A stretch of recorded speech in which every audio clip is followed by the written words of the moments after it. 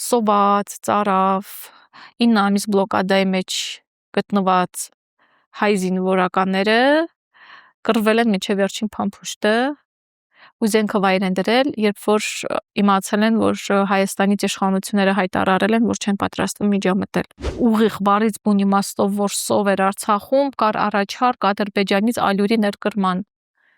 ու արցախցիները մերժել են։ Իսկ այսօր մեր իշխանությունները բենզին են բերում, ասում եմ, ես չեմ հիշում երեխաները ինչպես են մեծացել։ Չգիտեմ, որ ասենք խոսում ենք, իր ամբողջ կյանքը եղել է սահմանին։ Եվ այո, ճիշտ է, որ կարող է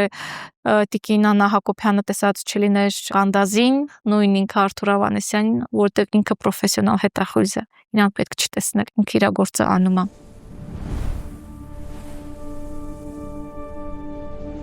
Ողջույն։ Հարյուրավոր տարիներ առաջ Մակեդոնացին ասեց. «Պարակտիր, որ տիրես, ոչինչ չի փոխվել»։ Հատկապես մեր հասարակությունում այսօր մենք հասել ենք պառակտվածության կիզակետին, սա կործանարար է։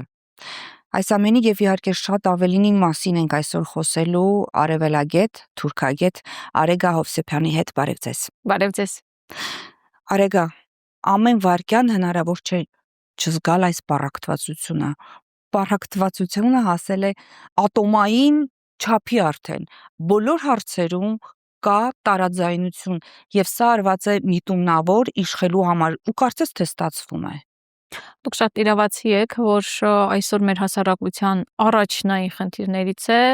պառակտվածությունը եւ սա միանշանակ միտումնավոր արված է։ Պառակտված ենք մեր ընդհանուր հասարակության մեջ, պառակտված ենք մեր կոլեկտիվներում աշխատանքի, պառակտված ենք մեր ընտանիքներում, անգամ ընտանիքներ են բաժանվում։ Մարդիկ իրար հետ չեն շփվում, եղբայրը եղբոր հետ չի շփվում, ինչ որ քաղաքական հայացքների պատճառով, տարբեր մտել է մեր կյանք այս պառակտումը եւ սա ես համարում եմ որպես տեխնոլոգիաներ, որոնք որ կիրառվում են հայ ժողովրդի նկատմամբ շատ ակնհայտ փաստ է, բայց պետք է խոսեմ նրա մասին, որ իրոք պառակտված հասարակությանը շատ հեշտ է իշխել է։ Պառակտված հասարակության մեջ դու կարող ես ներդնել քո բոլոր գաղափարները, քո բոլոր պատկերացումները եւ այդպիսով քո նպատակի վերջնական հասնես։ Իսկ սրան հակադրվում է իհարկե միասնությունը, համախմբվածությունը, որի կողմնակից ենք մենք իհարկե։ Հատկապես սուր է պառակտվածությունը եւ այս ուղղությամբ դեռ աշխատանքներ տարվում են արցախցի, հայաստանցի։ Սա իսկապես ցավալի թեմա է, հատկապես արցախցու համար, բայց այս ուղղությամբ տարիներով աշխատանք է տարվել եւ այսօր մենք հասել ենք կիզակետին։ Առաջի դեմքով մենք տեսնում ենք քարոզը տարանջատման արցախցի ու հայաստանցի։ Շատ ցավոտ թեմայի կպակ, ճիշտն ասած, ինքս արցախցի եմ ու ամբողջ իմ գիտակցական կյանքը ես երբ որ բախվում էի նման պառակտման, նման տարանջատման, շատ զգայուն էի մոտենում, ինձ ասում են դու էմոցիոնալ ես մոտենում, բան ասում էի, որովհետև սա այն թեման է, որը որ կարծես մեր արյան մեջ են փորձում բաժանում մտցնել, մեր գենետիկայի մեջ են փորձում պառակտում ու բաժանում տարբերակում մտցնել։ Ես մի անգամ այսպիսի բան էի նախաձեռնել, գիտեք, շատ տարածված թեզ է, որ ասում են հայաստանցի զինծառայողները գալիս էին Արցախ ու այնտեղ նրանք մի բաժակ ջուր էին ուզում եւ նրանց մի բաժակ ջուր արցախցիները չէին տալիս։ Ես հավաքեցի ինձ համար լրիվ անծանոթ մարդկանց խումբ, տղաների, ովքեր որ տարբեր ժամանակահատված, ամենատարբեր 90-ականներից մինչև 2000-ականներ ծառայել էին Արցախում։ Եվ շատ սիրուն մի հատ այսպիսի վիդեո էինք պատրաստել, որ նրանք պատմում էին ինձ ծառայության մասին, պատմում էին ի վերջո հարց էինք տալիս, որ ջուր էիք ուզում, ձեզ ջուր տալիս էին եւ իրանք իհարկե կոտրում էինք այդ միֆերը, այսինքն պատասխանում էին, որ կար եւ լավը եւ կար եւ վատը, ինչպես որ ամեն տեղ Հայաստանում, որտեղ կա լավը, կա եւ վատը։ Իհարկե կան որոշակի առանձնահատկություններ տարածաշրջանային պայմանական ու Գեղարքունիքի մարզի բնակիչը իր պատկերացումը, իր խոսույթը, անգամ լեզուն կարող է տարբերվել պայմանական Շիրակում մեր հայրենակիցներից, բայց սա պետք է մենք ընդհակառակը որպես մեր հարստությունը դիտարկենք, որ մենք ունենք այսքան բազմազանություն, բայց մենք մեկն ենք, մեկ հայ ենք։ Արհեստականորեն մտցնելով արցախցի, հայաստանցի թեզը մենք հասել ենք այսօրվան։ Այն օր, երբ որ Արցախը հայաթափվում էր, այնպիսի քարոզչական տեղեկատվական վակուում էր Հայաստանում։ Շատերը անգամ չէին էլ պատկերացնում ինչ էր տեղի ունենում այդ պահին Արցախում։ Ես ինքս շատ լավ եմ հիշում այդ օրերը, բայց ես համոզված եմ, եթե լիներ այլ տեղեկատվական դաշտ ու տարիների ընթացքում Հայաստանի բնակիչների մեծ մասը գնար Արցախ, մի հատ տեսներ Արցախը, հասկանար ինչ ենք մենք այդ պահին կորցնում, վերաբերմունքը այլ կլիներ։ Խնդրում եմ այդ օրերի մասին հասկանում եմ, որ դա ցավալի է, բայց եւ հիշեցնել պետք է սրա մասին, որովհետեւ այս առումով նորից զանազանում է դրվում, նորից պարակտվածություն է այս հողի վրա կազմակերպվում, ասում է չփախնեիք, չթողնեիք եւ գայիք։ Արդյոք սա հնարավոր էր։ Արդյոք հնարավոր էր այլևս տվյալ իրավիճակում սովորական արցախցին շարունակեր մնալ իր տանը։ Գիտեք, եղել են դեպքեր, որ Փարքասով վերջերի շրջանում շատ ավելի քիչ, բայց երևի մի երկու տարի առաջ ավելի շատ էին նման դեպքեր, երբ որ կարող էին ասել էլի պարզ քաղաքացիներ կամ քաղաքական գործիչներ, որ ասում են, բա մնայի կռվեիք, խիչեք պահել։ Ես մի հատ sense պարզ հարց եմ տալիս։ Մեկ օրում սոված, ծարավ, 9 ամիս բլոկադայի մեջ գտնված հայ զինվորականները կռվել են մինչև վերջին փամփուշտը ու զենքը վայր են դրել, երբ որ իմացել են, որ Հայաստանից իշխանությունները հայտարարել են, որ չեն պատրաստվում միջամտել։ Ինչ լավ, ասենք մնացինք, հա, մենք ունեցել ենք մեկ օրում 100-ից ավել զոհ։ Եթե մենք մնայինք, ունենայինք 100,000 զոհ։ Լավ կզգայիք, հա, այստեղ ասեք, լավ կզգայիք, որ մենք այնտեղ ցեղասպանվել ենք, ասում եք մնայիք կռվենք, փաստեր, չէ, որ մնում ենք, մեռնում ենք։ Փաստեր, չէ, որ 120,000-անոց Արցախը չի կարող միայնակ դիմադրել նատոյական բանակի, Թուրքիայի նատոյական բանակին ու 10 միլիոնանոց Ադրբեջանին։ Պարզ էր, չէ, որ չի կարողանա դիմադրել ու մեռնելու էինք, լավ, 100 չմեռանք, 100,000-ը մեռնենք, դուք ձեզ այստեղ հանգիստ կզգայիք, ձեզ բավարարված կզգայիք, հա, ու երբ որ ես այս հարցը տալիս եմ, պատասխան չի լինում ուղղակի, որովհետև նույն արյունն ենք, նույն հայն ենք, ուղղակի քարոզչությունը որ տարվում է ու մարդիկ պարզապես բարբերաբար այս քարոզչության զոհ են գնում, բայց ի ուրախություն ասեմ, որ իրականում լավը ավելի շատ է, քան թե վատը։ Ուղղակի վատը ճղճղան է, այսպես շատ Այո, աչքին զարնող է։ Այո, այսպես ագրեսիվ է։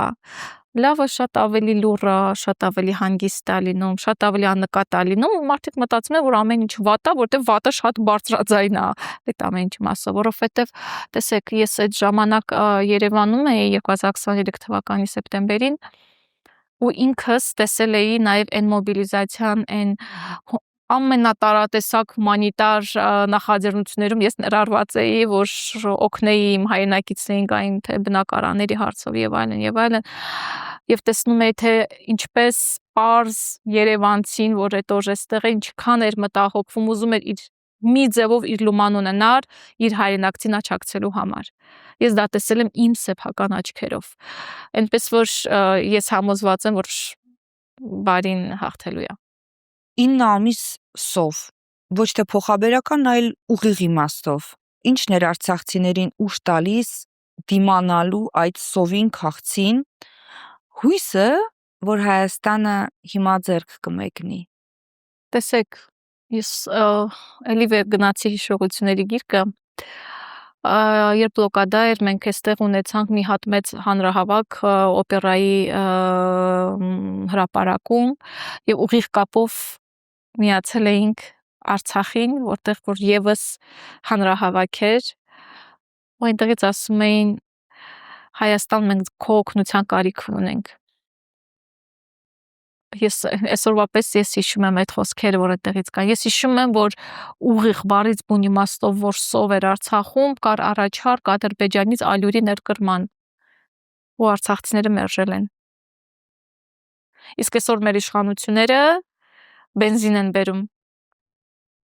Չգիտեմ քանի դրամաբույսը դա անգամ էժաների չեմ հետաքրքրվում, ասում են սա խաղաղություն է։ Սա խաղաղություն չի, Սա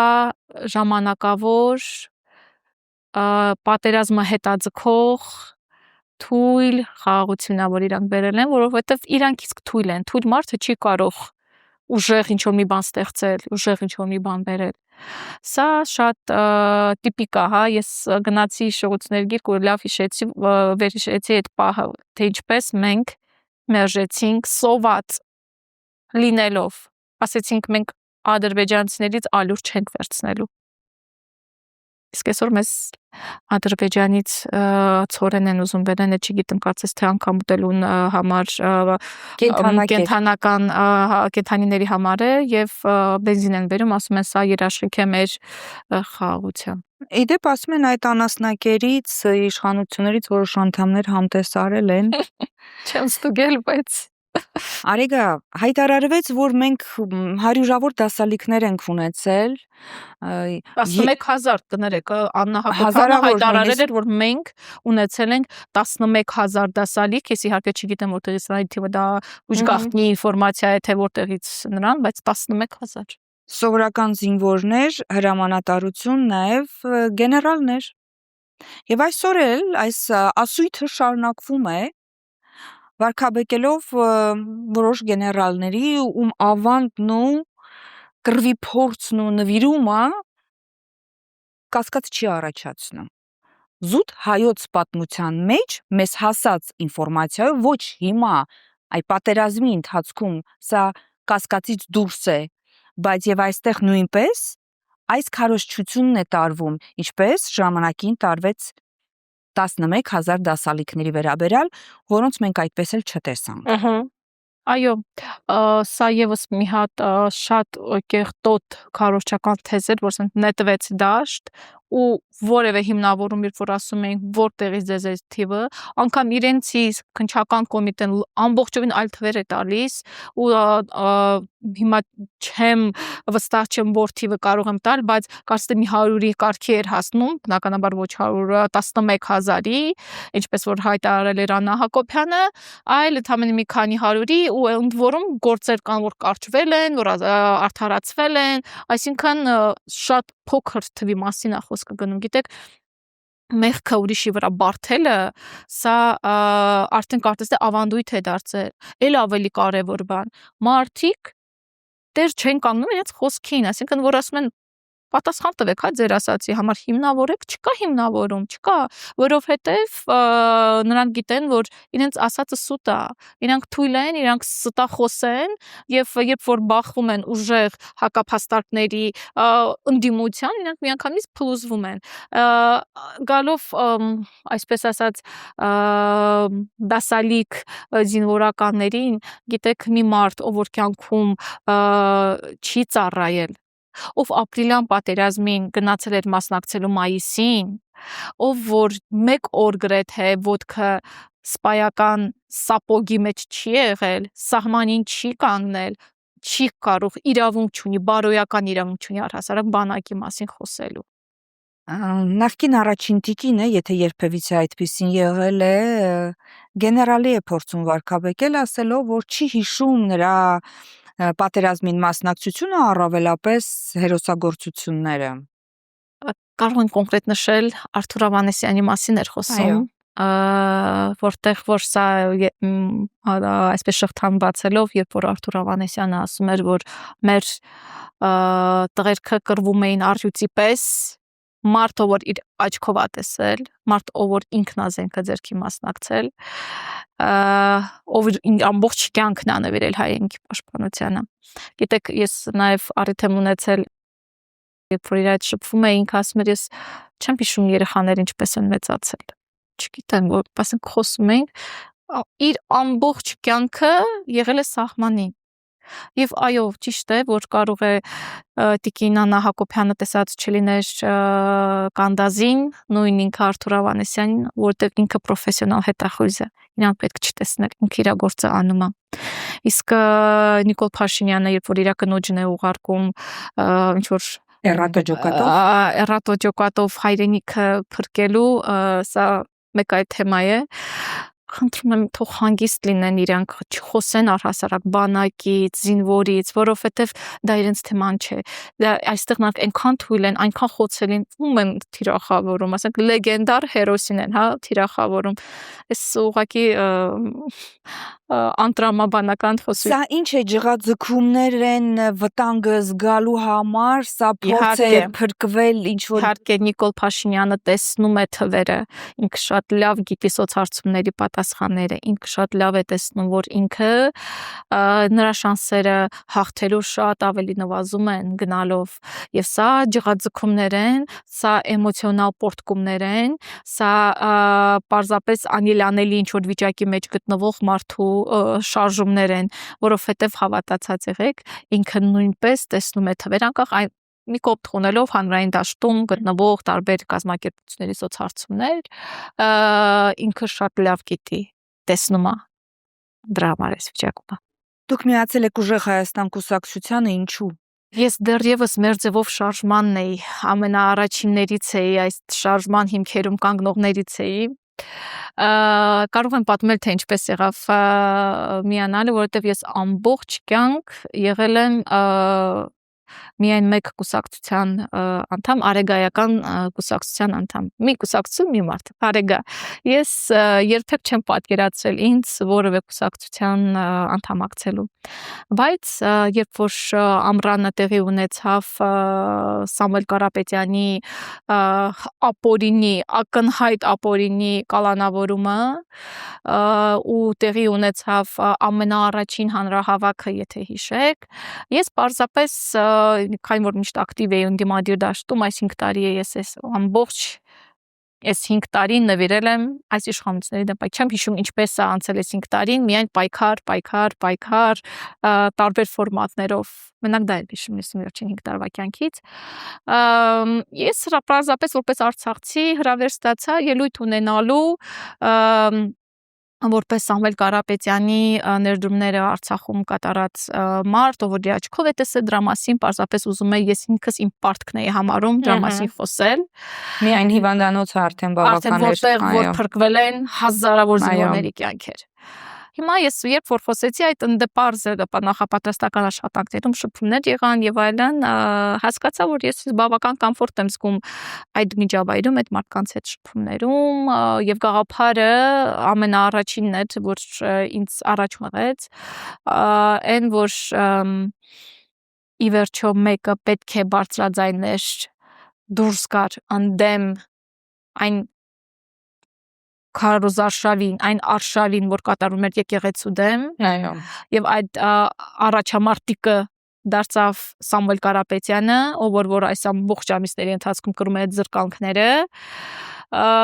ես հասկացա, որ այստեղ ես ինձ ավելի ճիշտ եմ զգում, եւ հետո մի հատ կարևոր հարց տվեցի ես ինքս, որտեղ եմ ես ավելի արդյունավետ Նիկոլ Փաշինյանի դեմ պայքարում։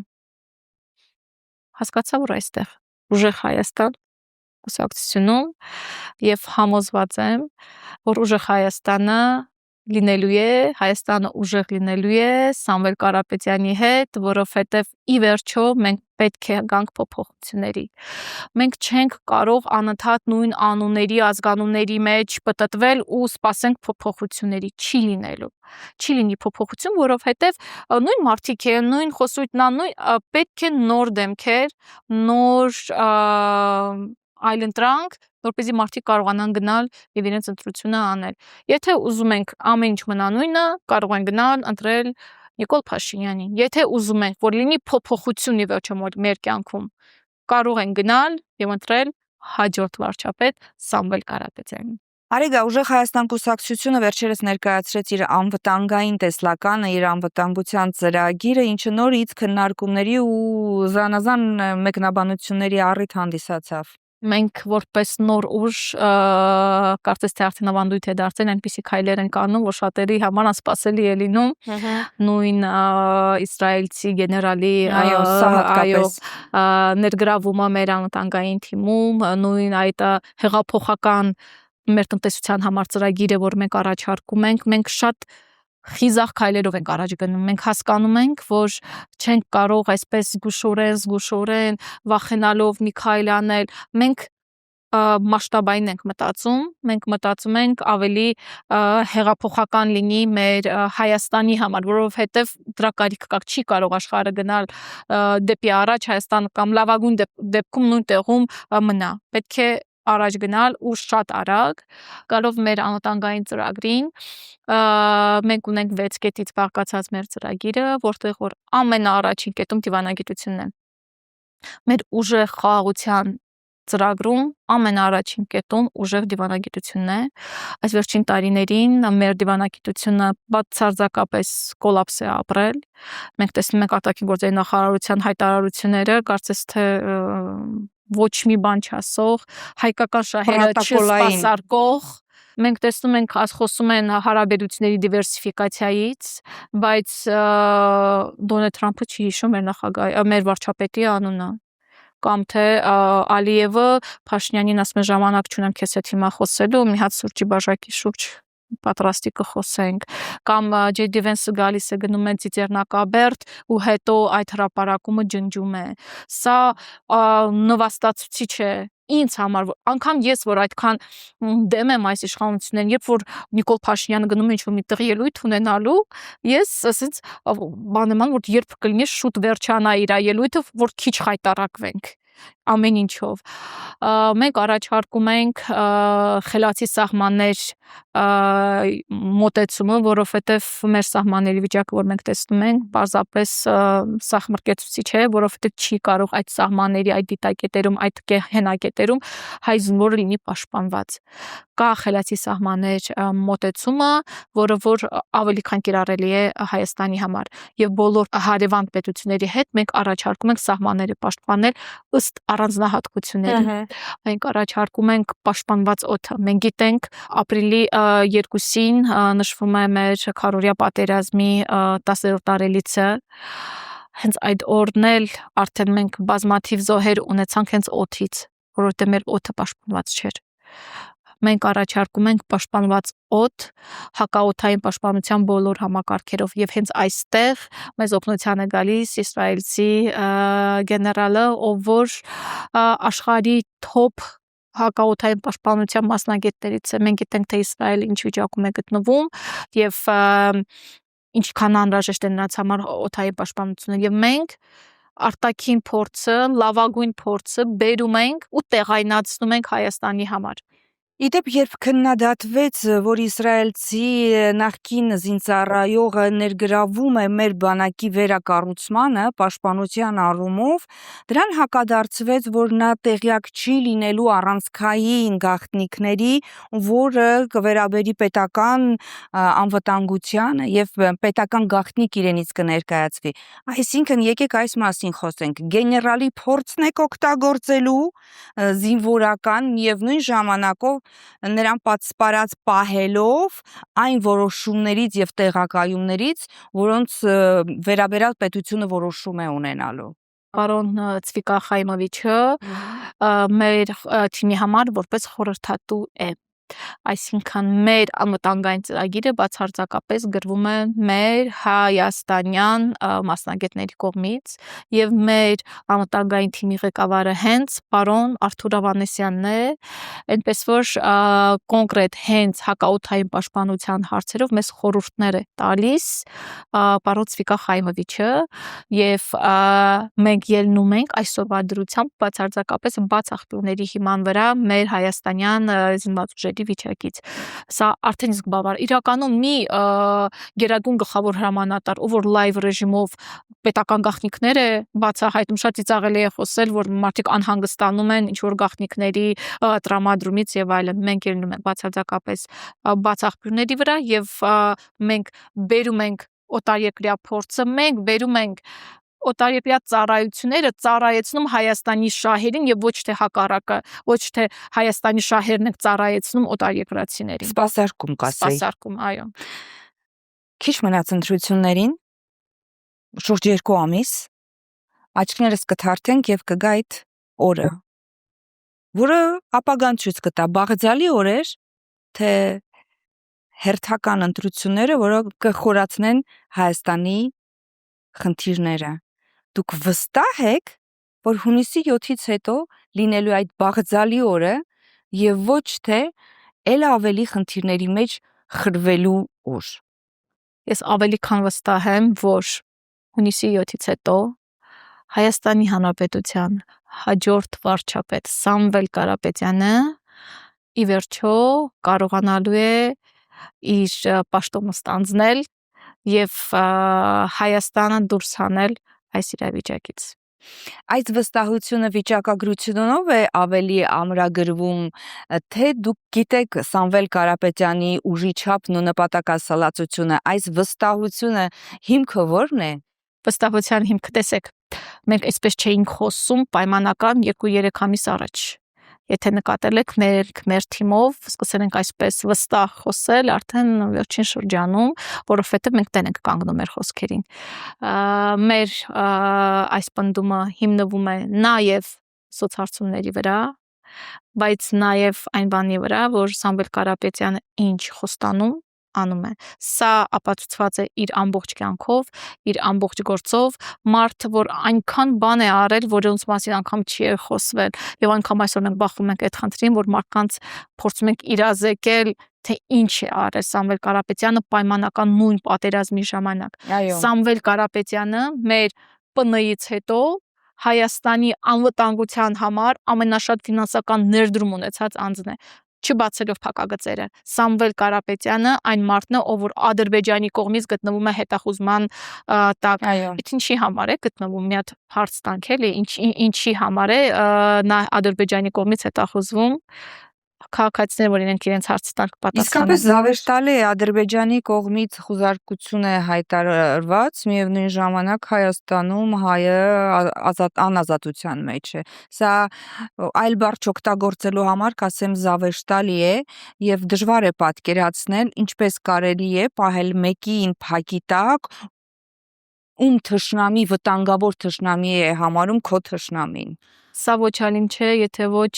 համակցված եւ համաձայնեցված դիրքավորումներ Ադրբեջանի նախագահի եւ Հայաստանի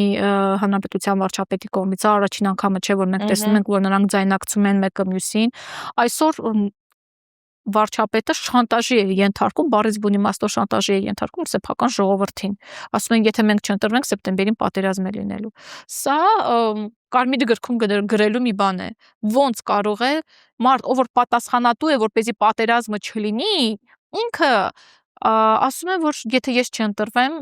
պատերազմ է լինելու։ Եվ կողքից էլ Ադրբեջանը հայտարարում է, որ Հայաստանում ռևանշիստներ են, պատերազմի կոչեր են անում, անվտանգային ինչ որ համաձայնագրեր են բարձրաձայնում, մեծ ռեզոնանս է առաջացել անգամ այն փաստը, որ պարոն Ավանեսյանը մեր թիմում է ընդգրկվել, որ մեր թիմի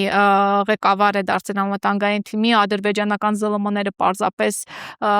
խայտաբղե ձևերով ներկայացնում էին այդ փաստը եւ դրան համակցված Հայաստանի պրոիշխանական ԶԼՄ-ները։ Սա նշանակում է, որ այս իշխանությունները բերում են մեզ այնպիսի խաղաղություն ճակատավոր, որի որ երաշխավորը Ադրբեջանն է։ Պետք է հասկանանք, մեզ պետք է նման խաղաղություն, թե ոչ։ Իսկ մենք առաջարկում ենք ուժեղ, մնայուն խաղաղություն մեր սեփական ժողովրդի նկատմամբ եւ առաջարկում ենք ուժեղ տնտեսություն, որի հիման վրա կունենանք ուժեղ անվտանգություն։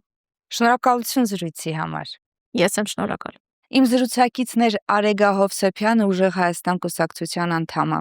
Հուսամ, որ հունիսից հետո մենք ունենալու ենք այլ Հայաստան, իսկապես ուժեղ, իսկապես ապահով եւ իսկապես մեր դեմքին կլինի այն ժպիտը, որը կխորհրդանշի փոփոխություններ եւ ուժեղ նոր փոփոխված Հայաստան։